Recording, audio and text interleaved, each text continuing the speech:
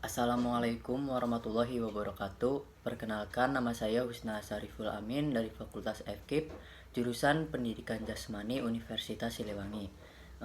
Di sini saya akan mencoba mengurai, menganalisis teori, konsep dasar kurikulum dan pembelajaran mata kuliah telaah kurikulum penjas. Langsung saja ke materi yang pertama, yaitu kurikulum. Apa sih yang disebut kurikulum?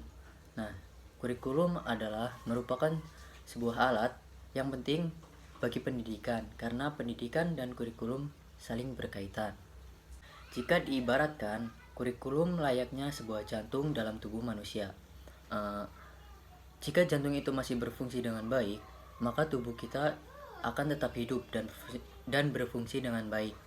Begitu pula dengan kurikulum dan pendidikan.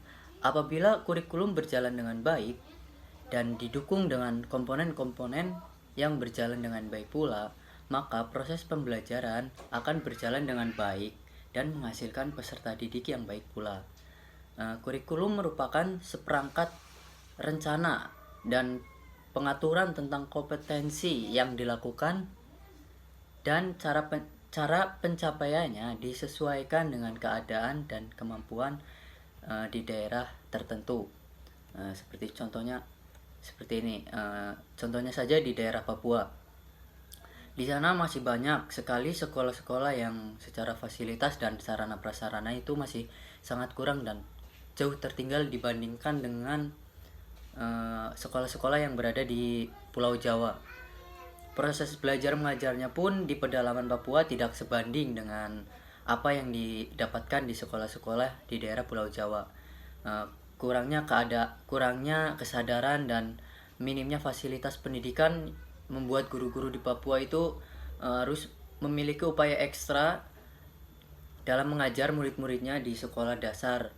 Mereka sendiri selalu menyiapkan peralatan seperti mungkin alat tulis, terus pena, pensil, dan lain-lainnya.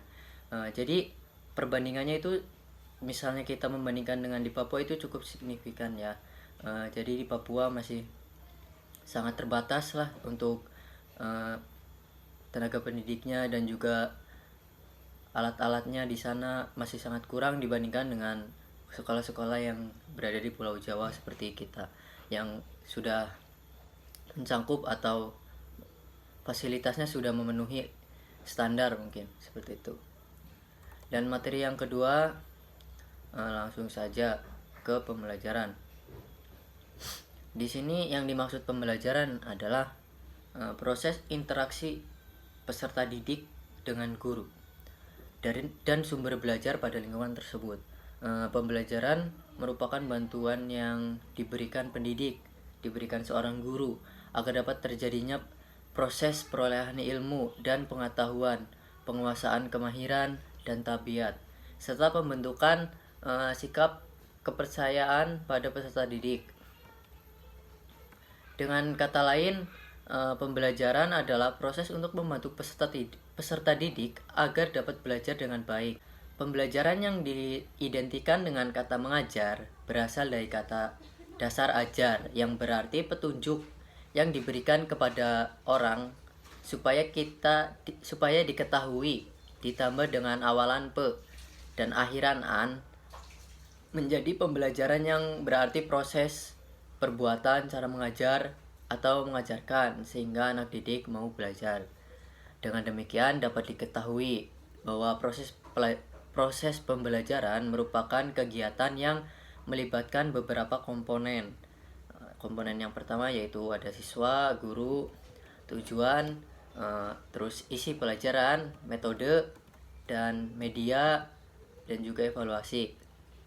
Jadi yang dimaksud dengan komponen siswa yaitu siswa adalah seorang yang bertindak sebagai pencari atau penerima dan penyimpan isi pelajaran yang dibutuhkan untuk mencapai tujuan dalam pembelajaran tersebut. Dan yang kedua adalah guru. Guru adalah seorang yang bertindak sebagai pengelola.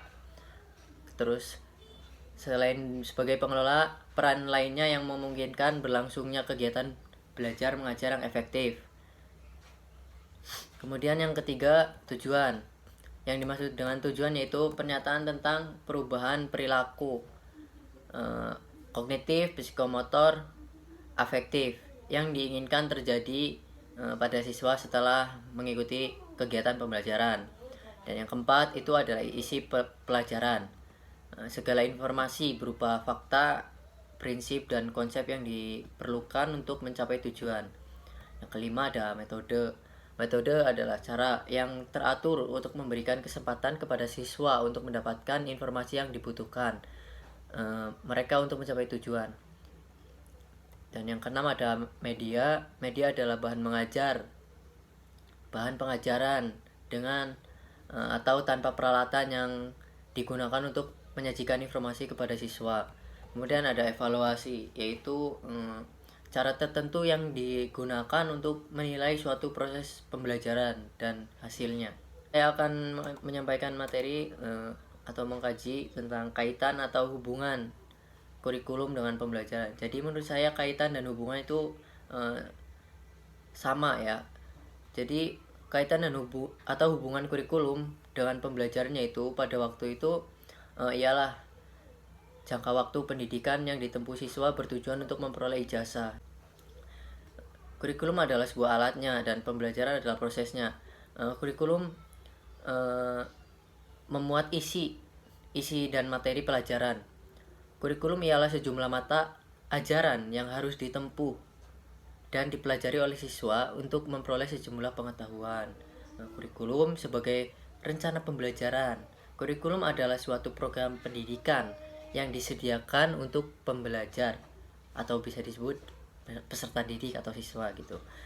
Dengan program itu, para siswa melakukan berbagai kegiatan belajar sehingga terjadi perubahan dan perkembangan tingkah laku siswa sesuai dengan tujuan pendidikan dan proses pembelajaran tersebut. Pembelajaran merupakan bentuk aplikasi dari kurikulum. Hubungan antara keduanya sangat erat. Keduanya memiliki keterkaitan yang sangat padu. Tanpa kurikulum, pembelajaran tidak akan efektif. Sementara tanpa pembelajaran, kurikulum tidak berarti apa-apa. Dan yang terakhir di sini saya akan menyampaikan perbedaan kurikulum dan pembelajaran. Kurikulum adalah rencana pembelajaran atau materi yang diberikan oleh tenaga pendidik atau guru kepada pelajar atau mahasiswa dalam jangka waktu yang sudah ditentukan atau jangka waktu tertentu. Jika rencana pembelajaran atau pembelajaran adalah teknik yang digunakan untuk memahami kurikulum.